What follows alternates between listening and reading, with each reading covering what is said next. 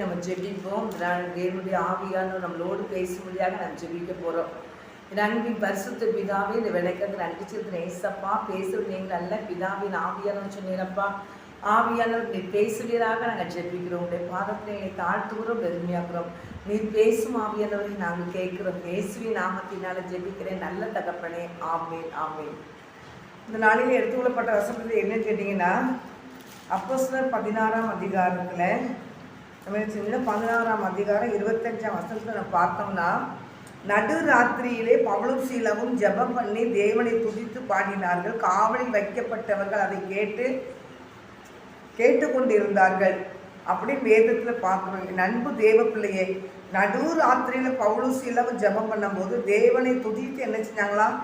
தேவனை துதித்து பாடினார்களாம். தேவனை துதித்து பாடும்போது அங்கே காவலில் வைக்கப்பட்டவர்கள் அதை கேட்டுக்கொண்டு இருந்தார்களாம். அப்போ நடு ராத்திரியில் பாடல் படிக்கிறது ஒரு பெரிய ஆசீர்வாதம். அவங்க எந்த சூழ்நிலை இருக்கிறாங்கன்னு அவங்க சந்தோஷமாக எந்த சூழ்நிலை அவங்க இருக்காங்க அப்படின்னு சொல்ல முடியாது. அவங்க கட்டப்பட்ட சூழ்நிலை இருக்கிறாங்க. காலுகள் 2 தொழுமரத்தில் கட்டப்பட்டிருக்கு, பூட்டு பண்ணு சங்கிலி போட்டு கட்டப்பட்டிருக்குது. அந்த சூழ்நிலையில் தேவனை நினைச்சாங்களா துதித்து பாடினார்கள். அவங்க ஜெபம் பண்ணுறாங்க. தேவ பிள்ளைகளை நம்ம எப்படி இருக்கிறோம் ஆண்டவர்களுன்னு சொல்லி நம்ம நினைக்கிறோம். எப்பேற்பட்ட சூழ்நிலையில் அவங்க இத்தனைக்கு ஒரு தவறு பண்ணிட்டு அந்த சிறைச்சாலையில் அவங்க இருக்கலை. அவங்க ஊழியம் செய்துட்டு தான் அந்த சிறைச்சாலை ஊழியம் செய்து தான் பிசாசின் பிடியில் இருக்கிற மக்கள் ஒரு சகோதரியை பவுலும் சீலாவும் ஜெபம் பண்ணி அந்த பிசாசை கிரியில் அழிச்சாங்க. அந்த மகள் விடுதலையாக்கப்பட்டா. அதனால அவளை வைத்து ஒரு மனிதன் நினைச்சுட்டு இருந்தான், சம்பாத்தியம் பண்ணிக்கிட்டு இருந்தான். அந்த சம்பாத்தியம் பண்ணது நினைச்சிருந்துச்சு நின்று போயிட்டு. நம்ம 19ஆம் வசனத்தை பார்த்தீங்கன்னா, 16ஆம் அதிகாரம் 19ஆம் வசனத்தில், அவளுடைய எஜமான்கள் தங்கள் ஆதாயத்தை நம்பி அற்று போயிட்டு என்று கண்டு பவுலையும் சீலாவை பிடித்து சந்தை வெளியிலே அதிகாரிகளிடத்தில் இழுத்து கொண்டு போய் அவங்களுடைய வருமானம் போயிட்டு அப்படின்னு சொல்லி என்ன செஞ்சாங்க, பவுலும் சீலாவை இழுத்துட்டு கொண்டு போய் அதிகாரத்துக்கு ஒப்படைக்காங்க. அதிகாரி இடத்துல ரோமராகிய நான் ஏற்றுக்கொள்ளவும் அனுசரிக்கவும் தகாத முறைகளை போதிக்கிறார்கள் என்று பொய்யான காரியங்களை சொல்கிறாங்க. அந்த அவங்க என்ன சொல்கிறாங்கடா, இவங்க நம்ம ரோமரை நாம் ஏற்றுக்கொள்ள முடியாத அவங்க அனுசரிக்க தகாத முறைகளை இவங்க நினைச்சுறாங்க, போதிக்கிறார்கள் என்றார்கள். அப்பொழுது ஜனங்கள் கூட்டம் கூடி அவர்களுக்கு விரோதமாக எழும்பினார்கள். அதிகாரிகள் அவர்கள் வஸ்திரங்களை கிழித்து போடவும் அவர்களை அடிக்கவும் அவர்களை அநேக அடித்த பின்பு சிறைச்சாலையில் கொண்டு போனாங்க. அடிக்காங்க. அங்கே இருக்கிற மக்கள்லாம் கூடிட்டாங்க, கூட்டமாக கூடிட்டாங்க. கூடி என்ன செஞ்சாங்க, எல்லாரும் அடிக்க ஆரம்பிச்சிட்டாங்க. தகாத முறையில் பேசுகிறாங்க, இவங்க பேசுகிறது சரி கிடையாது அப்படின்னு சொல்லி பவுலும் சீலாவையும் மக்கள் அங்கே இருக்கிற மக்கள் நினைச்சுறாங்க, அடிக்கிறாங்க. அவங்க துணிமணியெல்லாம் கிழிக்கிறாங்க, பயங்கரமான கொடுமைப்படுத்துகிறாங்க. அங்கே அவர்களை அநேக அடிகள் அடித்த பின்பு சிறைச்சாலையிலே வைத்து அவர்களை பத்திரமாய் காக்கும்படிக்கு சிறைச்சாலைக்காரனுக்கு நினைச்சிருந்தாங்க, கட்டளிட்டு இருந்தாங்க. இன்னும் பத்திரமா பார்க்கணும்னு சொல்லி சிறைச்சாலையில் கொண்டு நினைச்சிருந்தாங்க, கட்டளிட்டு இருந்தாங்க. அந்த சூழ்நிலையில் நினைச்சாங்க, அவன் இப்படிப்பட்ட கட்டளையை பெற்று அவர்களை உட்காமறையில் அடைத்து அவர்கள் கால்களை தொழுமரத்தில் நினைச்சினாங்க மாட்டி வைத்திருந்தாங்களா, தொழுமரத்தில் மாட்டி வச்சுருந்தாங்களாம். பயங்கரமான காரியங்களை என்ன செஞ்சுருக்கிறாங்க. கட்டப்பட்ட சூழ்நிலை. அவங்களுக்கு சாப்பிட்டாங்களா என்னன்னு தெரியாது. அவங்க ஊழியம் செய்துட்டு அது வார வழியில் இந்த பிசாசை பிடித்தவளை கண்டிப்பாக ஊழியக்காரங்கன்னா அந்த பிசாசில் இருக்கிறவங்களுக்கு செபிப்பாங்க. அதில் இந்த பிசாசின் பிடியில் இருக்கிற பிள்ளைகளுக்கு ஆண்டு நினைச்சிறாரு, விடுதலை கொடுக்குறாரு. அது கூட என்ன செய்கிறாங்க கேட்டிங்கன்னா, 16 வசனத்தில் போட்டிருக்கு. 16ஆம் அதிகாரம் 16 வசனம், நாங்கள் ஜெபம் பண்ணுகிற இடத்துக்கு போகையில் குறி சொல்கிற ஏறுகிற ஆவியை கொண்டிருந்த குறி சொல்கிறதினால் தன் எஜமான்களுக்கு மிகுந்த ஆதாயத்தை உண்டாக்கின ஒரு பெண் எங்களுக்கு எதிர்பட்டாள். அவள் பவுலையும் எங்களையும் பின்தொடர்ந்து இந்த மனுஷர் உன்னதமான தேவனுடைய ஊழியக்காரர்கள் ரட்சிப்பின் வழியை நமக்கு அறிவிக்கிறவர்கள் என்று சத்தமிட்டாள். இவங்க உன்னதமான தேவனுடைய பிள்ளைகள்னு சொல்றா. இவங்க என்ன செய்றாங்க, ரட்சிப்புக்கு ஏற்ற வழி நினைச்சாங்க, இவங்க நமக்கு அறிவிக்கிறாங்கிறா. இப்படி அநேக நாள் செய்து கொண்டு வந்தாள்.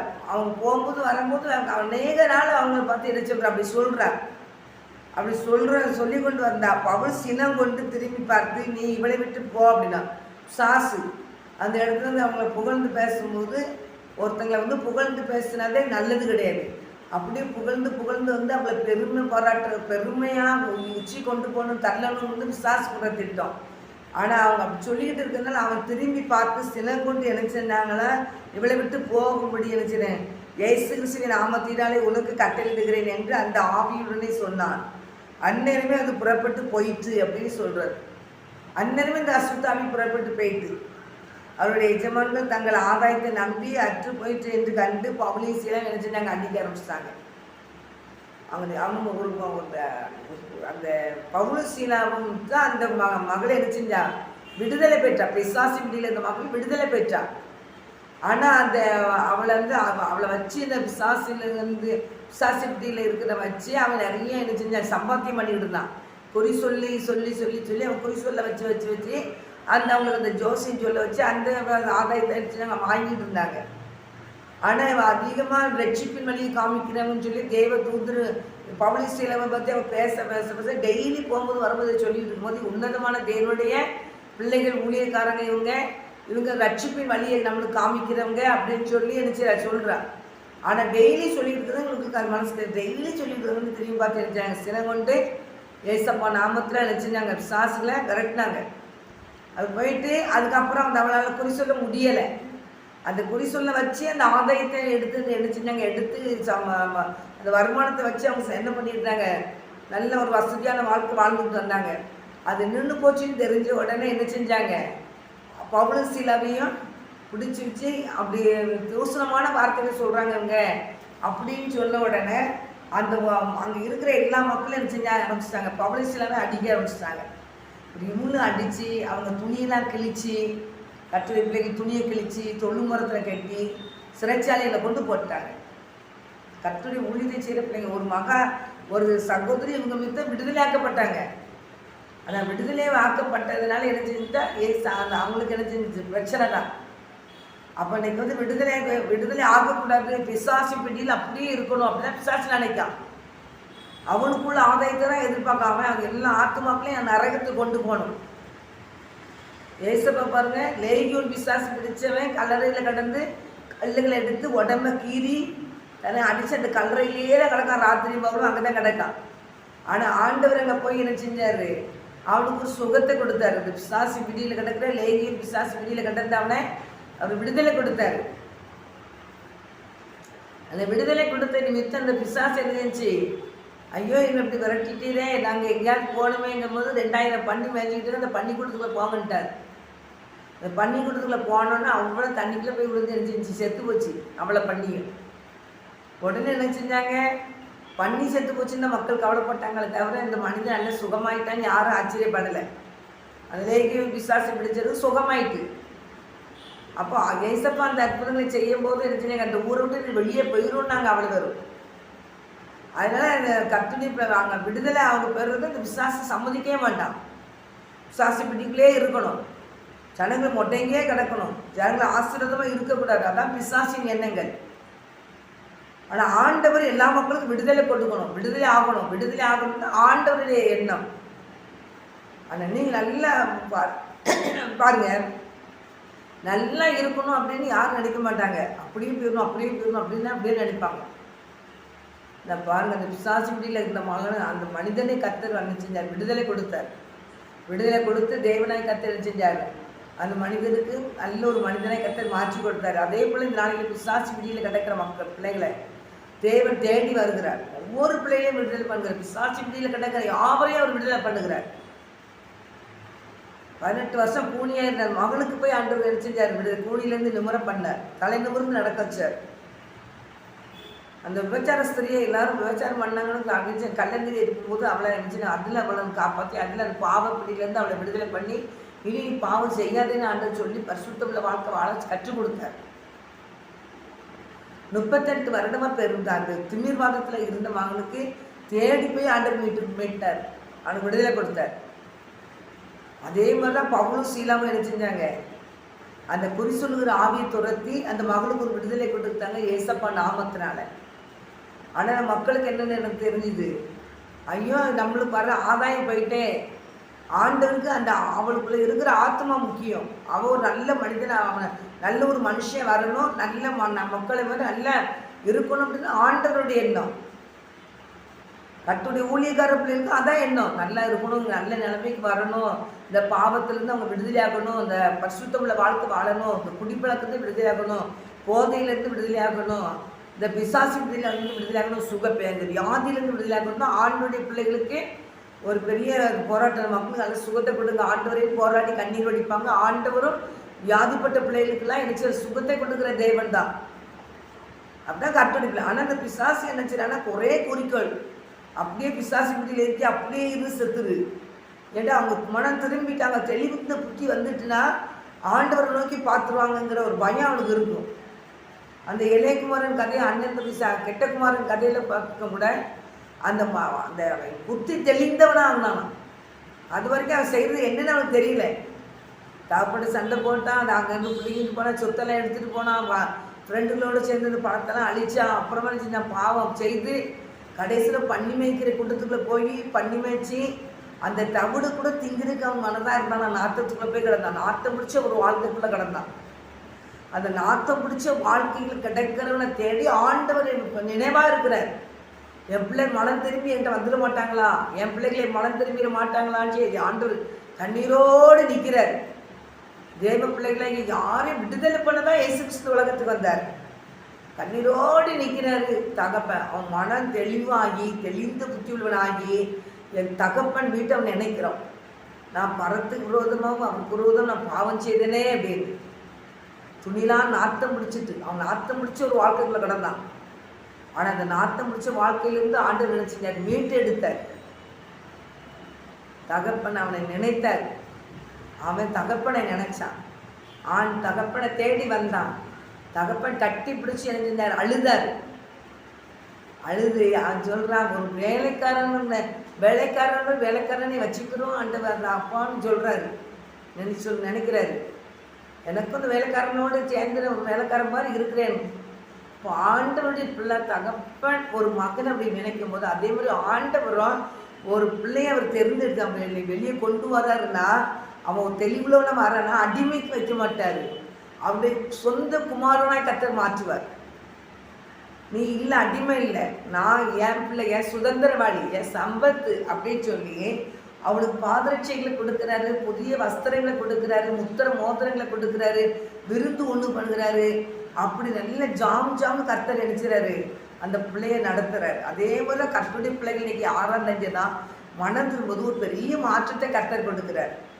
பெரிய மாற்றத்தை கொடுத்த மனம் திரும்பணும். தேவனுக்கு முன்னால எப்போது என்ன செய்யணும், தேவனை முன்வைத்து தாழ்மையோடு தேவனுக்கு முன்னால, அப்பா நான் உங்க பிள்ளைன்னு சொல்ல கூட நான் பார்க்குறேன்ல, நான் யாரு, என்னை ஒரு வேலைக்காரனா வச்சுக்கணும்னு தான் கேட்குறான். நான் ஆண்டு சொல்றது இல்லைப்பா, நீ வேலைக்காரன் இல்லை, என் பிள்ளை அப்படின்னு சொல்லி தூக்கி நிறுத்துறாரு. நீ என் பிள்ளை, என் சுதந்திரவாளி, தேவராஜ்யத்துக்குரிய முத்திர மோதிரம் நீ அப்படிம்பார். அதை யாராச்சும் இங்கே கலங்கி இருந்தீங்கன்னா தேவ பிள்ளைகளாகி நீங்க யாரா இருந்தாச்சுன்னா எந்த அடிமைத்தனத்தில் இருந்தாச்சுன்னா அந்த அடிமைத்தனத்தை உடைச்சி நொறுக்கி கொடுக்குற கர்த்தர் தான். அவருக்கு முன்பாக நீங்க உண்மையா இருங்க, அவரை உண்மையா தேடுங்க, அவரை நோக்கி பாருங்க, அவரை நோக்கி கண்ணீர் வடிங்க. தேவன் எல்லா சிறையிருப்பையும் கர்த்தர் மாற்றிடுவார். எல்லா சிறையிருப்பையும் மாற்றிடுவார். எந்த நாட்டம் பிடிச்ச வாழ்க்கைக்குள்ள கிடந்தாலும் வெளியே கொண்டு வந்துடுவார் ஆண்டவர். என் தேவனால கூட காரியம் ஒன்றுமே இல்லை. நான் கர்த்தருடைய பிள்ளைங்க யாரா இருந்தாலும் சரிதான், ஆண்டவர் விடுதலை கொடுக்க வல்லமுள்ள தேவனா இருக்கிறார். அந்த சிறைச்சாலைக்குள்ள போய் இருந்து செஞ்சாங்க, அவ்வளோ அடிக்கப்பட்டாங்க. ஒரு மகளுக்கு ஒரு விடுதலை கொடுத்தாங்க. அவங்க வருகிற இடத்துல லீதியாளுங்கிற அந்த குடும்பம்லாம் ரட்சிக்கப்படுது. ரத்தாமுறை விற்கிறவங்க 16ஆம் அதிகாரத்தில் 14ஆம் வசனம். அதில் தொடர்ந்து நீ வாசித்தீங்கன்னா அந்த குடும்பம்லாம் ரட்சிக்கப்பட்டு ஞானஸ்தானம் பெறுதாங்க. இங்கே வந்து அந்த விசுவாசி விடுதலைக்கு மகள் விடுதலை ஆக்குறார். சிறைச்சாலைக்குள்ளே கடந்தீங்கன்னா சிறைச்சாலைக்குள்ளே இருக்கிறவங்க விடுதலையாக்கப்பட்டு ரட்சிக்கப்பட்டு ராத்திரியாக ஞானஸ்தானம் எடுக்காங்க. அப்போ அவங்க துன்பத்தின் பாதையில் வரும்போது மக்கள் ரட்சிக்கப்படுறாங்க, மக்கள் விடுதலைக்குள்ள வராங்க. தேவ பிள்ளைகள் எந்த சூழ்நிலையா இருந்தா, எந்த அடிமைத்தனத்தில் இருந்தான், தேவனால கூடாது ஒன்றுமே இல்லை. தேவன் எல்லாவற்றையும் விடுதலை பண்ணுகிற தேவன் தான், விடுவிக்கிற தேவன் தான். அவர் மேல நம்பிக்கையா இரு. கர்த்தர் உங்களையும் குடும்பத்தை கட்ட ஆசீர்வதிப்பார். எந்த சூழ்நிலையா இருந்தாலும் தான் தேவனால் கூடாத காரியம் ஒன்றுமே இல்லை. பேர்பட்ட விசுவாசின் பிடியில் இருந்தாலும் அது வெளியாண்டு கொண்டு வந்துடுவார். ஐயோ விசுவாசி பிடித்திருந்த அந்த மகனை வெளியே கொண்டு வந்து விடுதல் பண்ணி சுகத்தை கொடுத்து அடிமைத்தனத்தில் வெளியே கொண்டு தராண்டு. அதே போல பைபிளில் பார்த்தீங்கன்னா அவங்க எல்லா அடிமைத்தனத்தின் நுகத்தையும் முறிச்சு ஆண்டு விடுதலை கொண்டு வந்தவங்க நிறைய பேர் இருக்கிறாங்க. 38 வருடம் அந்த பெதஸ்தா குளத்தில் கிடக்கிறான்னு பாருங்களேன். எவ்வளோ மக்கள் விடுதலையாக்கப்பட்டு போகிறாங்க. ஆனால் எந்திரிக்கவே முடியல. இந்த குளத்தை கலக்கும்போது உள்ளே போகவே முடியல. ஆனால் ஆண்டு பார்த்தார், நான் வாரமான நீ குளத்துக்குள்ளே இறங்க வேண்டாம், நான் வந்து இருக்கிறேன் விடுதலை கொடுக்கன்னு சொல்லி விடுதலை கொடுத்தார். இனி பாவம் செய்யாத அப்படின்னார். படுக்கை எடுத்துட்டு நட அப்படின்னார். ஆண்டவர் செல்லுகிற இடம்லாம் விடுதலை தான். பவுலுசிலாம் போகிற இடத்துல அங்கே விடுதலை. பேதுரும் யோவானும் போகிற இடத்துல பிறவி சப்பானி நடக்கிறான். நிறைய விடுதலை கர்த்தர் கொடுக்குறார். விடுதலை கொடுக்க தான் இப்போ ஏசப்பா இந்த உலகத்துக்கு வந்தாங்க. அதனால் ஏசப்பாவுடைய சமூகத்தில் உங்கள் கண்ணீரை ஊற்றிருங்க. விடுதலை கண்டிப்பாக விடுதலை கொடுப்பார். அவர் விடுதலை கொடுக்க மாதிரி சொல்லவே மாட்டார். தேவனுக்கு முன்னால் உங்களை தாழ்த்திடுங்க. தேவனாய கர்த்தரால் கூடாத காரியம் ஒன்று மேலே பேர்பட்ட காரியத்தில் விடுதலை கொடுத்து உங்களை மீட்டெடுக்க தேவனால் முடியும். கண்களை பிடிச்சி ஜெபிப்போம். நான் பரிசுத்த பிதாவே இந்த வேலைக்காக நன்றி சொல்கிறேன் சப்பா. உண்மை பாடும்போது ஜெபிக்கும் போது தங்கப்பண்ணி ஒரு அற்புதத்தை நீ செய்கிறீரையா.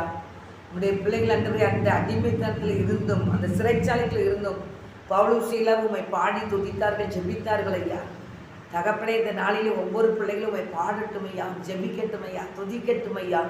கர்த்தாவை எப்பேற்பட்ட வாழ்க்கையை நீ மாற்ற உம்மால முடிய ராஜா, முடியுமான்றவரை முடியும் ஐயா.